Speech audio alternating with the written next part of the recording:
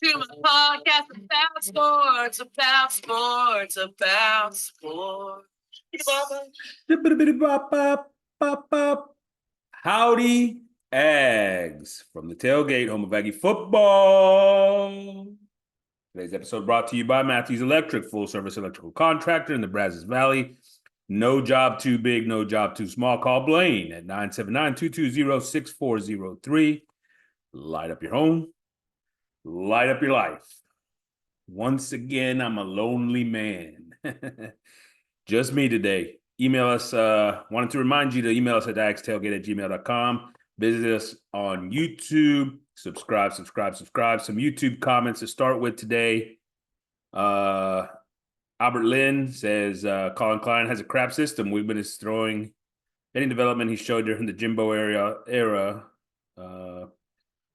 I'm guessing away 12 out of 30 for 100 yards and 2 interceptions in a bad performance. Only it's a bad system, bad coaching, bad everything. I do agree that it has a lot more to do, just as much to do, let's say, with the scheme and the coaching on that one as it does about the player. The player was bad, don't get me wrong, but there was a lot of other bad things we're going to talk about. Commander Luke enjoyed watching this podcast leading up to the game. It was a great game, and good luck to you guys for the rest of the season.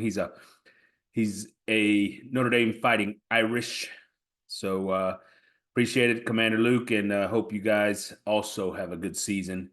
Good luck to you guys. Fat Cheddar feels like clockwork. Time to put in Reed. All right, so he's ready to bench CW and move on. Matt Cubillos. Great commentary as always. Hope A&M can deconstruct this loss and turn around to beat the hell out of Mcneese next weekend. You know, we ain't worried about Mcneese. I think we're going to beat the hell out of Mcneese. The question is what happens against Florida, and that's going to be the big one. I appreciate it, Matt. And hopefully you enjoy the podcast today, too. Gunsmoke says he should have put in Henderson at halftime. I actually think we should go with Reed instead of Henderson, but there you go. He thinks that dual threat quarterback's necessary in this system, and maybe Wigman needs a gummy to settle him down a little bit before kickoff. Notre Dame had all day long to pass the ball, so was very disappointed in the pressure on that one. So, yeah, I think they schemed it up, right? Everything was pretty quick coming out. There were times when we got pressure. We did get a sack.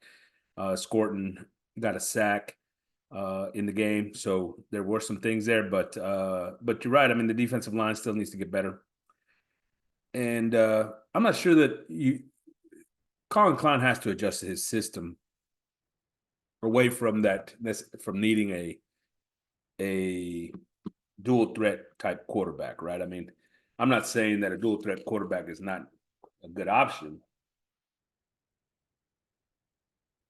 Always is if you've got the guy, but it doesn't mean you can't operate the offense with a guy like Whitman. He's got plenty of tools. Needs to play better. We need to see another quarterback, guys. I'm sorry, 2 turnovers and overthrew a 6'6" receiver for a pick overthrew the running back out of the backfield 3 times. Easy passes he couldn't make. It's just bad. Sorry. Want to see the other quarterbacks play. I do think, and we'll talk about it more, but he'll be on a shorter leash, right? J. Paul just disappointed how Elko was supposed to be this great structured and disciplined guy. Our guys looked the total opposite of that. And then there's our conditioning. My goodness, guess there was a reason Moffitt was unemployed for so long. I don't think I put this on Moffitt by any means. And week 1 with Elko, so I don't want to blow this thing up yet. Obviously, tough opponent in Notre Dame, best secondary we'll face all year. So all those things play into it. I'm not trying to make excuses. Just trying to walk some folks off the ledges so early in the season. And Gig 'em Aggies, we need to learn what to do when the quarterback sucks. Why not pull him? It was horrible. The new OC was worse than Jimbo. We'll have some commentary on Colin Klein. We'll see what happens with the quarterback game, right? So, hey, look, coming off of this big win, we're playing Mcneese State at Kyle Field, 11:45 a.m. kickoff time, SEC Network. Look, I don't want to disrespect Mcneese, but we're not going to spend an entire podcast talking about them. We'll do a quick preview and then some thoughts on the Elko press and further thoughts after Notre Dame, right? I want to go back to that. Spent quite a bit of time rewatching the game again, and have some additional thoughts from other than what we said in the podcast, the post game. So before getting into the matchup, no changes to the depth chart for the Aggies, other than injury to Naboo, of course. He's going to be out the rest of the season, it looks like. I am a little disappointed that there were no changes. I'm not surprised because it's only the one game, it's Notre Dame, whatever, all those things. But I am a little disappointed, especially, I would have hoped that maybe Moose got a little bit of an upgrade. But a couple of things on that depth chart just aren't true. Brunlow Dindy is not an or with Rodas as the backup to Turner, right? Rodas is in the rotation, Brunlow Dindy not. Scylla is not the backup to Stewart. That's Cassius Howe and those guys that are getting some reps. The Shields was not an or with Scooby and Sanford. Those guys got all the reps. The Shields didn't even play. Mays is not an or with Thomas and Chappelle. Ricks is. Mays didn't even play, right? So that depth chart is a little bit BS. Anyway. Mcneese State, 1-1 on the season so far, so they've already played 2. They were 1-10 last season. Gary Goff is the head coach in his 3rd season. He's an offensive-minded guy. 2nd season for the OC, 3rd season for the DC. They've already lost to Tarleton State this year. This is not a good team, all right? This is not a good team. Obviously, athletically, they're not anywhere near the level of what we're dealing with here at A&M. This should be and will be an absolute blowout. Let's talk a little bit about what the A&M offense should expect. They play a 4-2-5 base. Most folks these days do, right? But they do have the ability to do a little bit of multiple, but they're pretty straight up, right? They're not overly complex. They don't do, a ton of different things. They're trying to obviously get themselves into a place where they're in the right position and those types of things. Their linebacker plays slow reacting. You've got some definite opportunities there. They gave up over 200 yards rushing to Tarleton State. So that tells you everything you need to know, right? This defense will not stop A&M. They should not do anything to stop A&M from doing exactly what they want to do. The Aggies should be able to run the football at will. They should be able to throw the football at will. And this should get out of hand very quickly. The defensive line will not be able to put pressure on the quarterback. They don't have those types of athletes up front. The linebackers are slow to react. And the secondary is they play a lot of zone, let's just say. So, the fact of the matter is that they don't have any outstanding players out there. They're not going to, surprise you in that sense.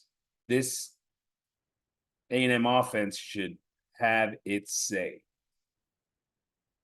Colin Klein needs to put up 50, 60 on Saturday. They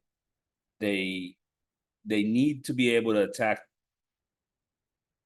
the field vertically, attack this defense vertically. The running game should be explosive, big plays, chunk yardage. They should average close to 10 a rush in the running game because of the difference in talent associated with this game. I would expect to see a lot more inside run that we saw last week. I would expect to see some play action pass and some things over the top. I would expect him to just open up the offense early with the throwing game and give Connor a chance to have a big performance in the first half, where in the second half we're seeing the backups. The A&M defense, Going to face a Mcneese State offense that's run heavy out of the gun. Quarterback is their leading rusher. Not a great thrower, but he does have the threat of being able to hit you down the field with some play action type stuff and different things of that nature. Honestly, the Aggies should shut this team out. There's no way that this team should run on the Aggies. They don't need to show anything exotic. They don't need to do anything crazy. They need to shore up sort of what the issues that we had against Notre Dame, make sure that they shore things up against the run, against the quarterback run, all those types of things. The fact is that the front line is going to dominate for the Aggies. Linebacker play, which was poor, is not going to be as big a factor here. And the secondary should absolutely dominate their receiving core. So this should be a shutout. I'm just going to say it should be a shutout. I expect that the front four will be able to destroy this offensive line pretty much. And so based off of that, I don't think you have to do anything special in order to try to avoid, big plays on the back end. Just take care of your business, right? For players of the game, offensively, Moss is probably the easy answer because of the running game. But I'm going to go with Daniels. I think Daniels has a big day on Saturday. I'll talk more about the backs here in a minute. Defensively, the player of the game is Scorton's probably the easy answer once again, but I'm going to go with Chappelle. Once again, I think, he played well the other day. I think he's going to have some opportunities here to make some plays out of that nickel spot. So we'll see how he comes up and maybe a turnover. All right, so that's all I need to say about Mcneese State. This is going to be a 61-0 type ball game.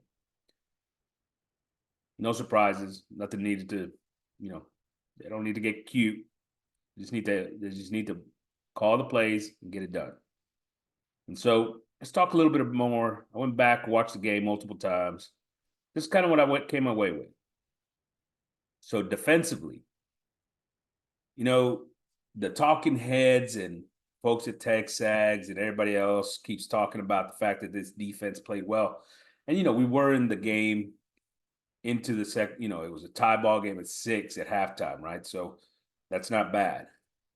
But this defense gave up 198 yards at 5.8 per rush with 2 touchdowns on the ground, right? 198 yards rushing, 5.8 per, 2 touchdowns against a team that didn't have an incredible passing threat associated with this offense, right? The Notre Dame passing game was okay at best. The receivers weren't huge threats, even though they did make a couple of plays. So the fact that they gave up what they did on the ground when they probably could have had an extra safety in the box oftentimes, but didn't, kind of does away with this theory that it was a good defensive performance, right? This was a game that was played very conservatively by both offenses, including the Notre Dame offense, right? They was run-based, not pass-based. They didn't try to attack you too much with regards to the passing game down the field. They didn't do a whole lot of things as far as trickery or anything of that nature. They basically pounded the ball at you and you gave it up. So I don't agree. I don't agree that this defense performed that well. I think, did you see some good things and out of this defense? Sure, there's some positive, and we're going to talk about some of those. But the defense did not perform well overall. And you know what? Elko came out and said it. He was spot on when he said that they needed to reevaluate what they're doing, specifically on the pass downs and the long, and the downs and long, and that they have to look at sort of their schematically what they're doing, because in those situations, 2nd and 14, where they go for 71 yards, 1st and 25 when they went for 11 or whatever it was, right?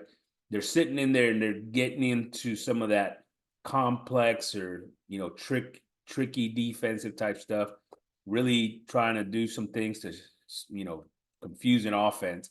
And instead of confusing an offense, what they're doing is confusing a defense and creating gaps for a running offense that just absolutely scorched them after that. So so Elko's aware. He knows there has to be an evaluation process here. We have to rethink what we're doing in those places because it didn't work. The other thing he talked about was how poor the secondary was, especially in the run game, right? But it wasn't just the secondary. He should have mentioned the linebackers too. The linebackers were very poor. Secondary was horrible in their pursuit angles. Horrible in their pursuit angles. Each and every one of those big plays, they had a good angle. They could have had a good angle at the guy carrier, at the ball carrier, right? Except for the fact that they just absolutely blew it too far downhill and then trying to recover on the outside. On multiple occasions, that was the case. The safeties, who are heavily involved in the run game for this defense, were coming all the way from downhill, trying to cover ground to get up in the box, and then take an angle to try to adjust to the running back as he's cutting the ball outside or whatever, right? So, and they weren't doing a very good job. Once again, some of that is the fact that they had so much space to cover. So once again, schematically, what are you doing to close down that space earlier on? Bring that guy into the box earlier on, especially against a team like this, so that he's not having to cover so much space.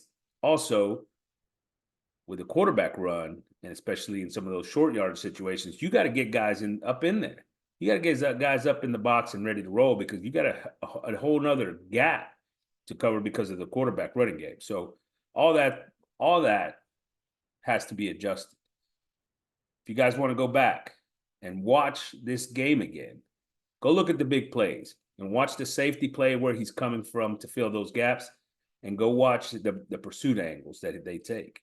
It's the reason for the big play. It ain't the reason for the nice gain, but it's the reason for the big play, right? The explosive play. Safety pursuit angles. Now, some of that, like I said, once again, the ground they're covering. We also didn't do a great job of corralling the guy with multiple people at times. So, it's not all on one person. Let's move over to some of the defensive line situations. So, look, Albert Regis has been a guy that's been in this program for a while. He works his butt off. He's a good cat, right? I like the guy. Like the kid, whatever. He was horrible Saturday. He couldn't get off a block to save his life. Not to mention he was given ground on a lot of situations. So, I'm not understanding why he's in the lineup for as much as he is as compared to a guy like Hicks, as compared to a guy like Johnson, who I thought both played significantly better than Regis. If you still need him to play reps, you got to start thinking about moving Stewart inside at times to take some of those reps, because he was absolutely dominated the other day. He just was. And he's not a big get off guy, and he did nothing to get off blocks. So whatever's going on, and don't get me wrong, it wasn't just him. There was times when the entire defensive line looked like they were just stuck to the offensive lineman. So as a coaching staff, as a defensive line coaching staff, they're going to have to do a better job of getting those guys to be able to get off blocks. They may have to schematically also do some things to rush the gaps, right? To sort of attack those gaps instead of attack the man. And I know that they're worried about the linebacker play in the running game, which is why they are focusing on defensive linemen to stop the run and take care of those situations. But in some instances, they've got to have a call to attack the gaps, because honestly, they didn't show it, right? They were and it's partially because they were very concerned about Riley Leonard and his running ability, but we need to be able to see that as the year goes on. And at times, in that, even with a guy like Riley Leonard, they should be showing some of that, right? I thought Shamar Turner did a pretty good job in the middle. He's especially controlling the run game, but he also started to get some penetration and do some things. There was a couple of times when he got some penetration and let the play go by him, but for the most part, that guy was in it, right? So I think you have to let him loose a little bit more. I'd like to see, especially on some pass downs, moving Stewart inside and letting him sort of take some of that role opposite of Turner, right? Shamar.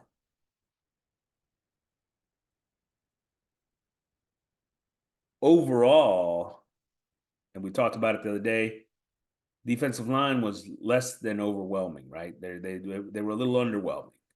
We expected more. I'm not saying they played poorly. I'm saying that we expected more. And this group has to give us more. But then, you know, schematically, and we talked about it the other day, contain on the outsides, because a lot of their runs weren't, they attacked us on the outside, on the edges a bunch. And a lot of that in this scheme was the safeties. Ratcliffe came in and made some really nice plays at the line or behind the line of scrimmage. I thought he had a good game in the run game. But those safeties are responsible for those things. And now you add flow to it, and they got gaps and multiple gaps. Well, that's a tough situation to be in. The linebackers aren't getting to where they need to be. Their reaction time has been very slow. All to say is that the defensive line had a lot of pressure on them with regards to the run game, because of the fact that they had to make sure that the interior of that defense was taken care of. They still gave up some things, right? Those big runs, a couple of them were right down the gut. So they got worn down as the day went along. We need to see more from these guys. I think one of the first steps is Regis. Regis has to have less time, less reps. Sorry, buddy. And you gotta see what you can get out of Johnson, Hicks, and I don't know, Brunlow, Dindy, maybe get some reps. How about Samu, getting in there? Somebody's gotta do better. Schematically, the other thing is, we talk about Elko being the mad genius, right? With all this different complexities and different looks and everything else. But in this game, by the third quarter, you could see the blitzes coming, right? And anytime he'd bring this corner or some pressure off the edge over here, he'd drop the end, number 11, Scorton, off into coverage, right? And Notre Dame knew exactly what they were doing with that. They knew what was coming every time it happened, and they exposed it on many occasions. Do better. Do better. They did that like 10 times in this game. And the biggest question I have to anybody that wants to call this play is, why in the world would you drop Scorton into coverage? He was in coverage, I don't know, 10 times. Like, why? Why? I mean, the dude is your best pass rusher, right? He's your best pass rusher. He's your best overall rusher. Your most physical, the effort, the motor. Like, the dude is incredible. Like, let him go. Like, he's over there covering grass, like nothing. Didn't make a difference. And they knew exactly what was coming, and they attacked it. There was one time he was just standing there. Basically just stand there. And I guess, they had him there basically as a spy. For what? For what? He made no difference. They completed the ball straight to the other side. No problem. No problem. That to me is just bad decision making on the coaching part, right? To take, I don't know how many defensive plays they played, but I mean, on 8 different occasions, 9 to go off and drop Scorton into coverage. I just don't get it. I don't get it. Let your players do what they're good at. Linebacker play, horrendous. They're slow to react. They didn't get to their gaps all the time. There's Scooby's so slow. I mean, he's fast physically, right? But Hell, the running back's in the hole before the guy reacts, moves, takes a step from where he started the play. It's just incredible. And so he might as well be slower than York. I thought Scooby definitely made some plays, but as an overall, if you go watch him on a play-to-play basis and watch him read, you got full flow going right, and he's still standing right in the middle. Now, what are you waiting on? Full flow. Quarterback's going that way, running back's going that way, offensive line's going that way. There's nothing telling you otherwise. York, for all the praise that we've been giving him all offseason from the coaching staff, from everybody, the media, and everything else, he didn't have a good game either. And he was missing a few fits. He was late on some things as well. He was on the wrong shoulder of the offensive line from time to time. He's got to be better. But once again, you look at this defense with so much motion and complexity, line slanting one way, linebackers going the other way, and then you've got obviously whatever the offense is doing, and you expect these guys to be able to cover each of those gaps and adjust those things to their gap. And at the end of the day, they're a little off, right? And complexity makes it harder. Makes it harder on them. I'll tell you, was he our best linebacker? Yeah, probably so. But once again, he's got his physical limitations, and now, he's slowed down just a little bit because of the fact that he's reading so much, and there's so many different concepts that they're doing. He needs to be in a place where he reacts so fast that his limitations are minimized, right? And that's what they need from him. And they need him to be the physical guy up front, inside, gap to gap, right? I wasn't impressed. Sanford at linebacker, I thought he was maybe a little bit better than Williams, I thought. But still not great. Still not great. So they need improved play out of all those guys, especially because of the fact that oftentimes they're protected by that defensive line on many occasions. So they should be having big performances. The scheme was to use, and I talked about it a minute ago, right? Make sure we're using the safeties heavy in the run fit, which just tends to cause issues because they're oftentimes coming from deep. Too much effort to disguise, but which produced bad angles and bad results. The other thing is your cornerbacks played pretty well. Lee, Thomas, those two guys specifically. But Des Ricks got exposed. He was horrible in the run game, gave up several big plays on the outside where he needed to be forced and contained. He also gave up several plays in the passing game. I thought he was the worst of our corners. I think he still needs some more growing up. He's a little, he's still, I don't think he's ready yet. You got to get him reps, but you can't get him reps in these moments, in these key times. Not when your options are him, Thomas, Lee, Hill, those guys. Lee and Thomas had so much better games. And I know you got to get him some rest, whatever. Well, you got to find another guy. Where's Mays? Where's Saunders? Right? Where's Brooks? Even Bussy. Some of those guys got to be in there. But, I think Ricks is still needs a little bit more time, and he ain't ready. He ain't ready for the big time. He'll be fine against Mcneese. Look, Ratcliffe made some huge plays in the run game. I thought he got in there, and he was downhill quick. Also in the quick passing game, I thought he did some good things as far as that. That he took some bad angles on some things, and he also missed a couple of tackles for sure.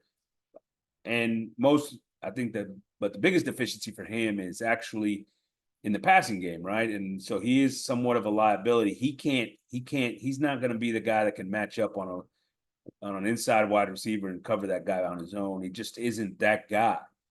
But I was impressed with his physicality. I was impressed with the way he got downhill and at times making plays behind the line of scrimmage from an alignment that was deep as he was, right? And so there is some of that.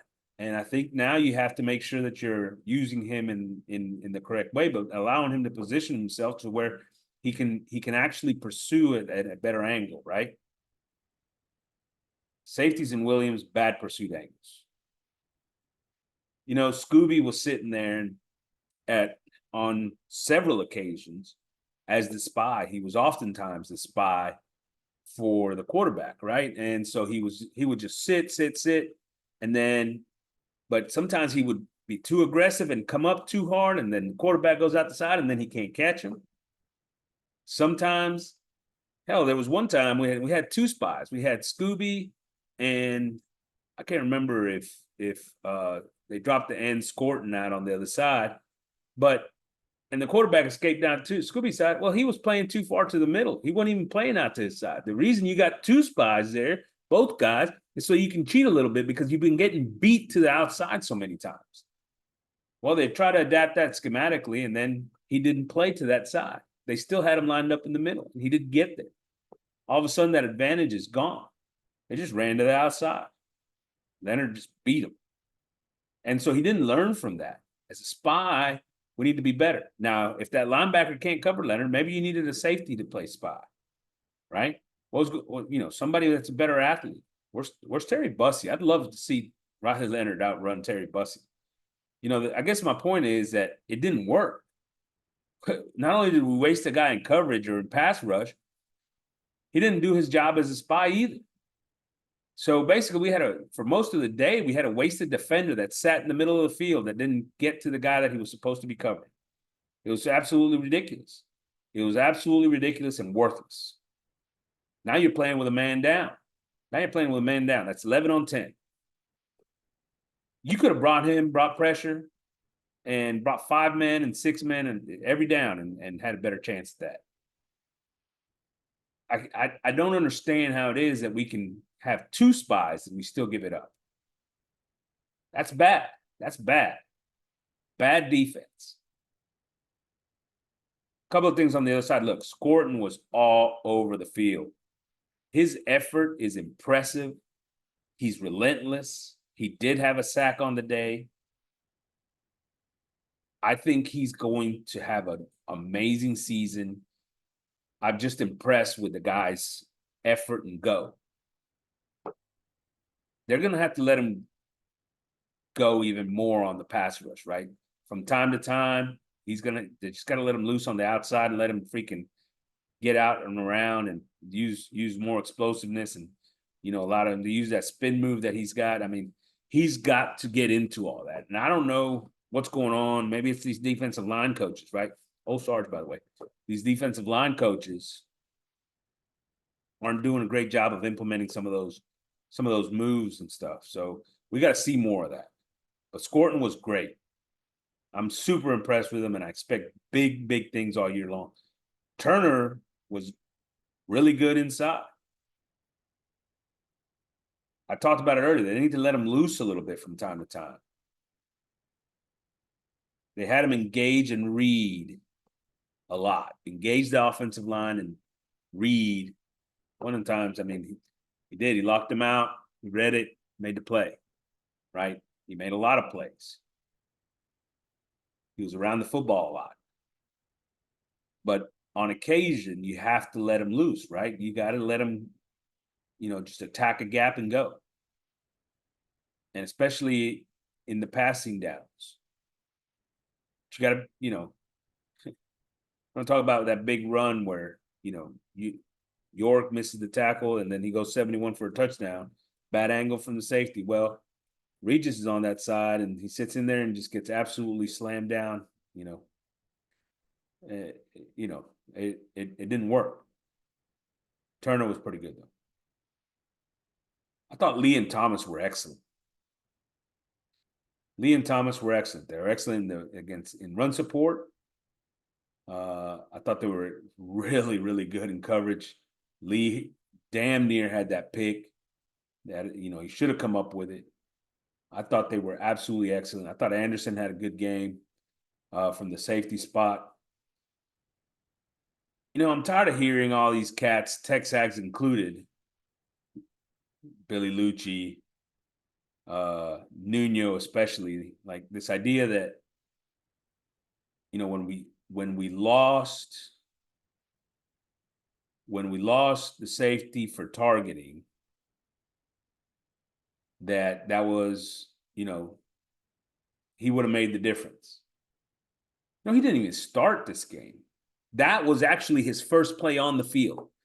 The play he got targeting was his first play on the field. Ratcliffe started at the other safety.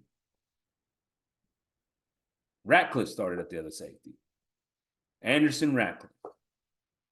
So this idea that, he was going to be the difference maker, I don't buy it. Because he was already behind Ratcliffe. And I'm not trying to say that he's not any good. I think he would have been a part of this, a good part of this rotation. He probably would have got more of the reps than maybe Jones. But he wasn't going to be the saving grace for this defense by any means. Don't give me that narrative. I don't want to hear it.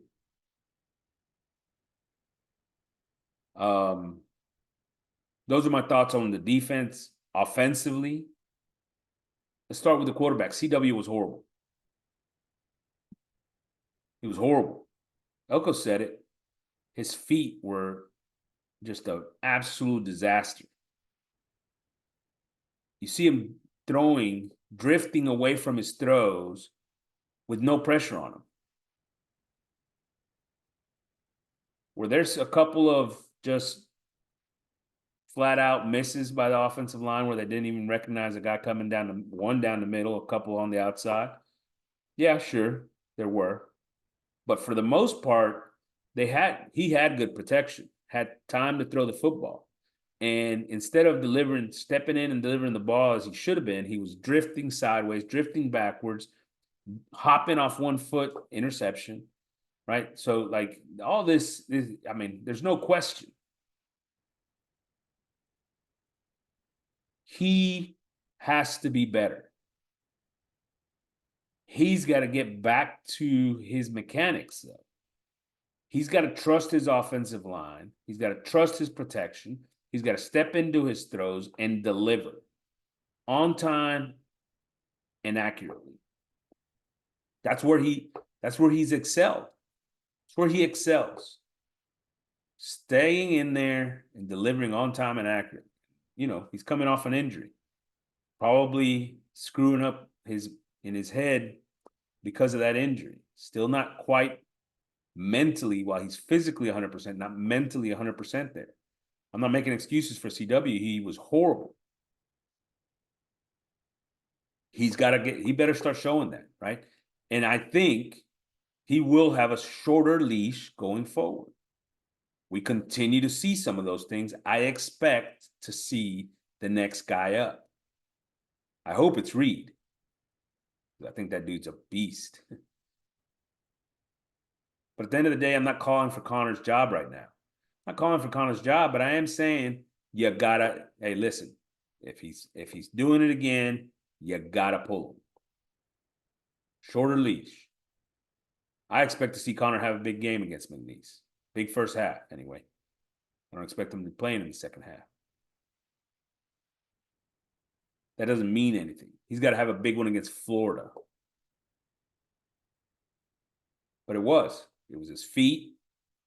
In here, he's not confident physically about his legs because, he was still drifting away on everything, drifting sideways on things,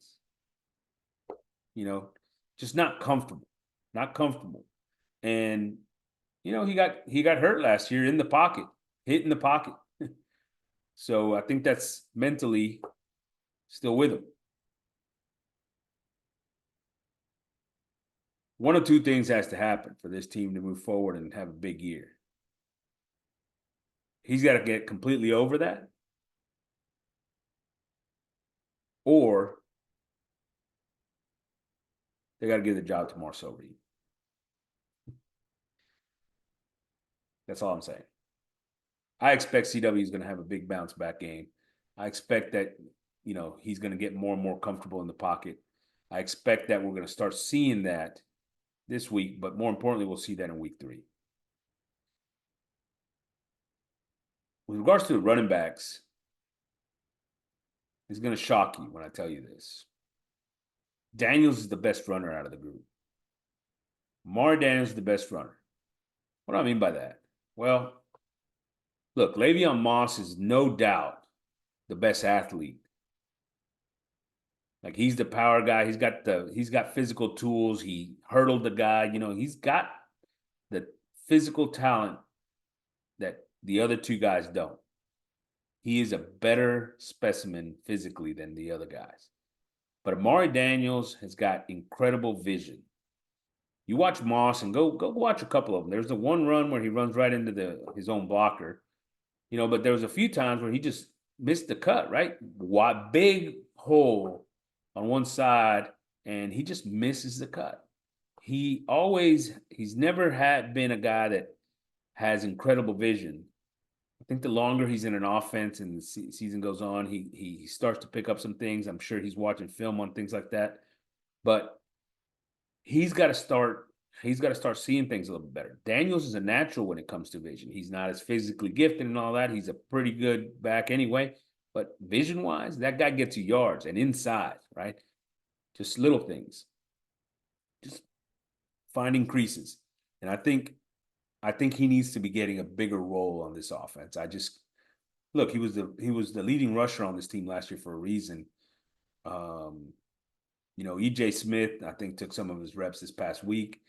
I think they tried to throw the ball to Le'Veon Moss on several occasions, by the way. I don't understand that. Use those other 2 guys who are better receivers, whether it's Daniels, whether it's EJ. The fact of the matter is that they were trying to do so much with Moss in the passing game. I mean, they just kept going at it. I mean, they even ran him in routes outside and threw it to him. They went to the tight end backside on the 2-man route with defense playing even as opposed to the 2 wide receiver route side. It doesn't make any sense. The matchups aren't there. Back out of the backfield, they went to Moss a couple of times, and he made one good play. But those other guys are better receiver type backs. I've seen Amari Daniels do it. EJ Smith, we want to see that out of him. That should be his role. I don't understand the use there.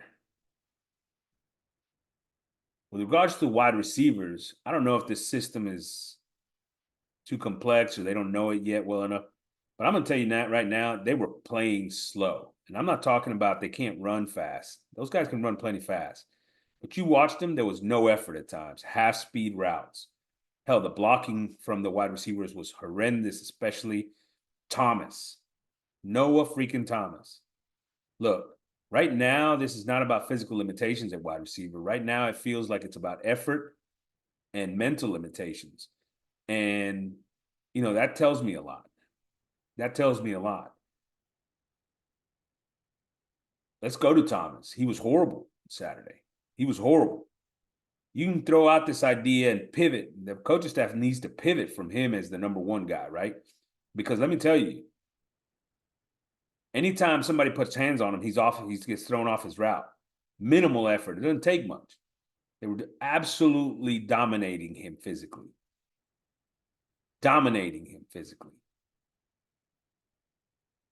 And not once did the 6'6" size come into play.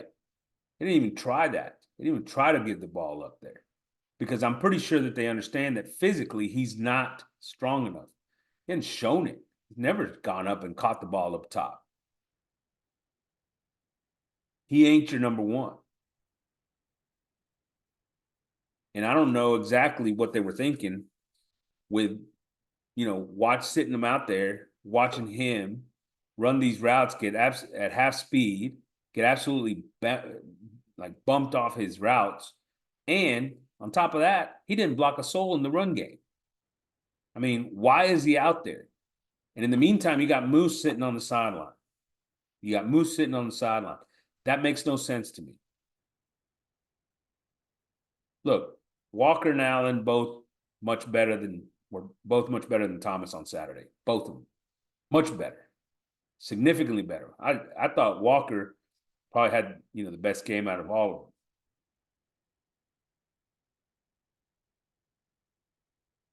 They need to reevaluate that wide receiver room. And they need to do it based off of effort in the game. You want to be diva, go be diva somewhere else. Your production ain't cutting it. And honestly, Moose should transfer now if they'd let him. I mean, they ought to release him from the scholarship right now and just let him go somewhere else. I wish that was an option for him. Look, Bostic and Tease, I think, both got more reps than he did. He didn't get into the game until the third quarter for one series. He got like 3 plays. Every time I've seen him on the field and in games, he catches everything that's thrown anywhere in his vicinity. Hell, if your quarterback ain't throwing it very close to you, he's the guy because he'll go get it. Guy makes plays. So I don't know what he's doing every other day of the week other than Saturday. If he is not showing up to practice, what's going on there? But from what we've seen, he should be your best receiver, and he just can't even get on the field. I don't know. It's crazy.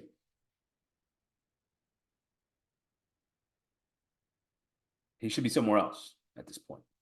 He should be. I really believe that. Look, the offensive line was actually pretty good.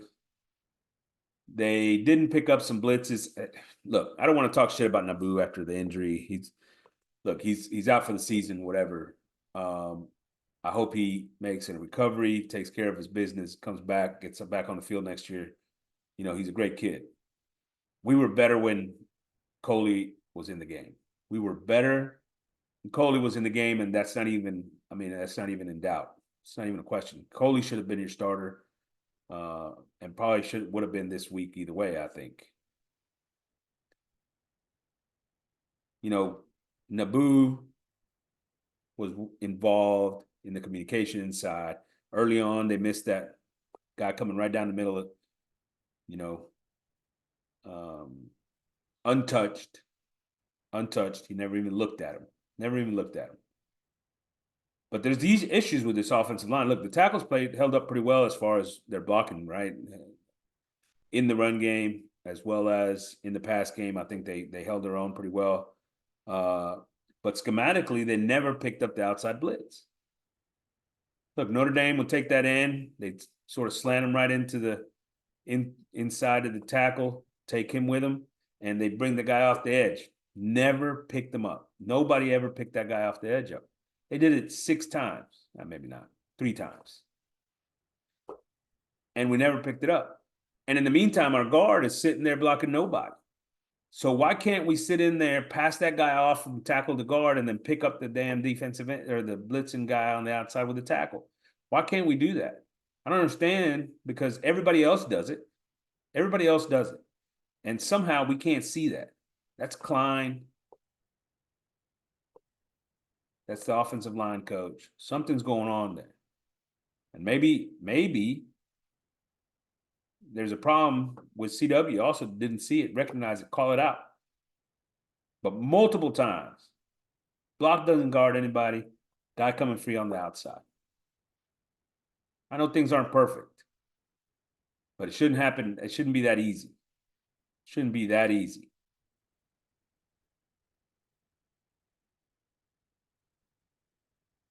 They need to do better schematically and in coaching that system. And you know what? This is on Colin Klein. Let's talk about Colin. On Saturday, he was the biggest disappointment and had the worst showing of anyone on this team, and that includes the quarterback. You go watch the game, go back, look at the routes.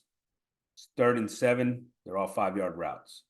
3rd and 8, it's all 7-yard routes. A whole lot of quick out routes, 5-yard outs, a whole bunch of little stick routes coming back. 3rd downs, everything was before, at the sticks. No creativity whatsoever. I think the extent of their creativity was a swing pass to the tailback. By the way, that's not creative.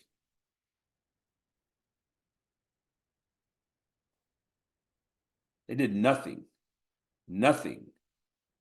to try to create a play. Absolutely horrendous play calling. Absolutely horrendous game plan. Absolutely, everything was horrible about what he did on Saturday. They were able to run the football inside, but he was too scared of those defensive tackles, and he didn't continue to do it. With those routes all being there within the line of scrimmage, Notre Dame adjusted. They brought all their guys inside. Now, all of a sudden, everybody's within 10 yards of the line of scrimmage, and now you're trying to throw those quick passes, and everybody's jumping every single freaking first move by those wide receivers. Yes, they didn't. The wide receivers weren't doing their part. They were lacking in effort in a lot of ways, but they were being controlled because of the fact that there's physical. The other side was more physical. One, it wasn't a speed situation. It was more physical. And two, they knew they didn't have to worry about anything deep. They could be as aggressive as they wanted to. You weren't going to run by them because you weren't even trying. All of a sudden, you've got the boxes a little bit more loaded up. You got everybody, close to the line of scrimmage. It's harder to create running plays on the outside. It's harder to do quick screens on the outside. It's harder to, you can blame a lot of things on the players, but schematically, that's just a recipe for failure. We came in with a lot of hope on Colin Klein. Look, he's replacing one of the worst offensive play callers in the history of football in Jimbo Fisher for the last 3 years. We need to see some more creativity. We need to see some more things to get guys open. They talked about, oh, yeah, we ran some rub. No, we didn't. They didn't rub anything. You know why? Because the wide receivers that were running those rub routes weren't trying to rub anybody. They weren't. They didn't run in tight to each other with a nice good cut off the side, off the route, right? They weren't doing those things. The defenders had all kinds of space to stay on their man and do what they had to do. It was ridiculous. Everything was short in the passing game. I don't understand why there was no play action. And you get a good run play on first down. It's 2nd and 5. You come out and empty. That's play calling. Was Connor bad? Yes, Connor was bad. There is no excusing that. But even worse was Colin Klein. And he never adapted or adjusted. He never adapted or adjusted. As the game went on, he just continued to suck.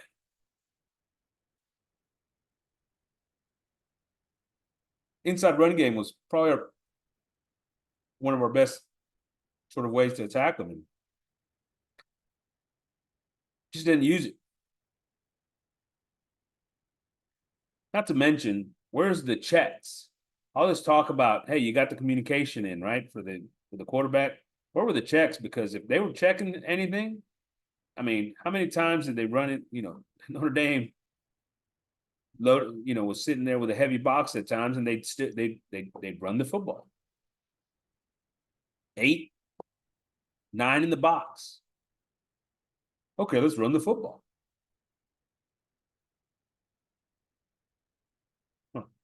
Or they'd have 5 in the box. We got a tight end and a back, and they throw the football. What sense does that make? What sense does that make? Where are the checks? And why don't they make any sense? Why can't we figure out how to check when they're all up in there to go over the top? When they're all backed on to go inside, right? Like, this isn't rocket science. It's just not. Overthinking things.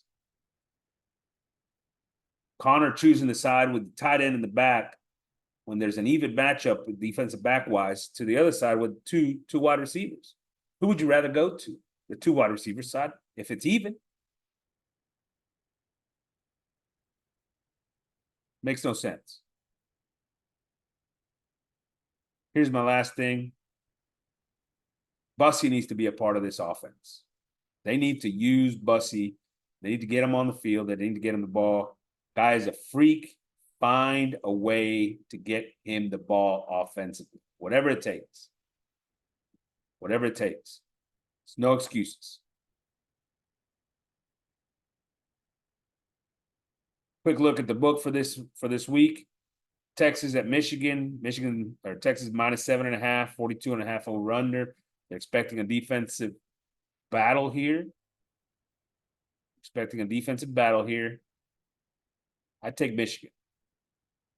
I think Michigan's going to run the football, and I think Texas still has some work to do on in that area. I don't know if the Michigan wins, but I think they cover the 7.5. Arkansas at Okie State. Okie State's minus 7.5, 62.5 over under. I think Okie State wins this by more than 7.5, more than the touchdown. I also like the over. Either one of those two plays. The running game is going to be through the roof here. Problem is, I'm not sure that Arkansas, after what they did to Arkansas Pine Bluff, that had no defense against that running game, couldn't match up. I don't think they're going to have that same sort of success. So I take Oklahoma State. K-State, Tulane. K-State's minus 10. Tulane's got a new coach.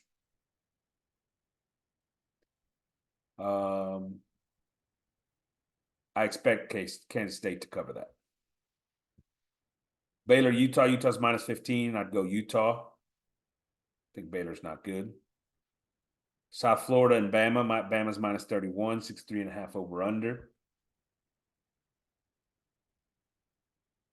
I think Bama absolutely plows them. Take Bama. Tennessee at NC State. Tennessee's minus 8. Easy. Tennessee played no one last week. NC State defense is actually pretty good. I don't know. Maybe cover. Maybe the under. 60.5, by the way. Under. By U of H in Oklahoma, last one. Oklahoma's minus 29. I think U of H is pretty bad. But Oklahoma still has a lot to show me on offense. Consistency there. I'd probably take U of H to cover the 29. Question from the tailgate, brought to you by Frida Homes, building Aggie dreams, custom homes.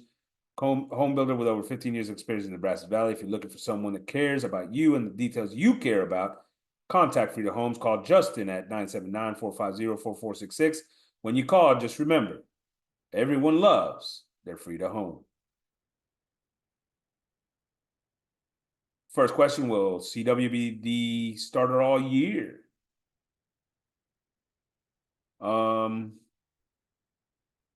That's a great question.